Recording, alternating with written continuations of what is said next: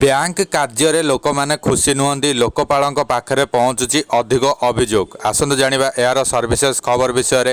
ଲୋକପାଳ ଯୋଜନା ଅଧୀନରେ ଆସିଥିବା ଅଭିଯୋଗ ଉପରେ ରିଜର୍ଭ ବ୍ୟାଙ୍କ ଅଫ୍ ଇଣ୍ଡିଆ ତଥା ଆରବିଆଇ ଏକ ରିପୋର୍ଟ ପ୍ରକାଶ କରିଛି।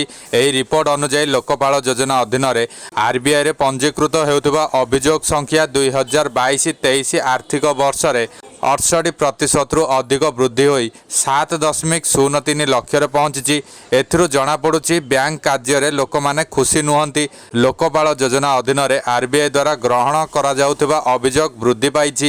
ତେଣୁ ଲୋକେ ଅଭିଯୋଗ କରିଛନ୍ତି। ଏହି ଅଭିଯୋଗଗୁଡ଼ିକ ମୋବାଇଲ, ଇଲେକ୍ଟ୍ରୋନିକ୍ ବ୍ୟାଙ୍କିଂ, ଋଣ, एटीएम तथा debit card, credit card, pension payment, banking एवं अन्यान्य विषय सहित जड़ित थिला। लोकपाल स्कीम 2022-23 रो वार्षिक रिपोर्ट अनुଯାୟୀ भारतीय रिजर्व बैंक द्वारा लोकपाल स्कीम तथा आरबीआई ओएम्स आरंभ करा जायतिला। एही रिपोर्ट हेउची 2021 वर्ष तले प्रथम स्टैंड एलोन रिपोर्ट जहाँ आरबीआई रो ओआरबीआईओ केंद्रीय रसीद एवं 22टी कार्यालयर कार्यकलाप को स्पष्ट करिछि। संप्रति अभियोग संख्या यथेष्ट वृद्धि पाउछि। 2022-23 मसीह ओआरबीआईओ एवं सीआरपीसी रो मोट 7,03,544 अभियोग ग्रहण करा जायतिला।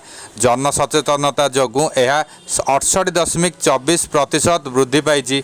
अभियोग गुड़िकर सबुठारु बड़ अंश हेउछि बैंक गुड़िकर कार्य परिचालना संपर्क में होइथिबा 1,96,635 अभियोग जहाँ ओआरबीआईओ द्वारा ग्रहण करा जायथिबा अभियोग गुड़िकर 83.78% अटे।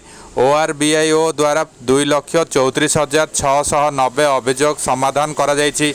अपरपक्षे 4,68,854 अभियोग सीआरपीसी अंतर्गत समाधान करा जायथिला।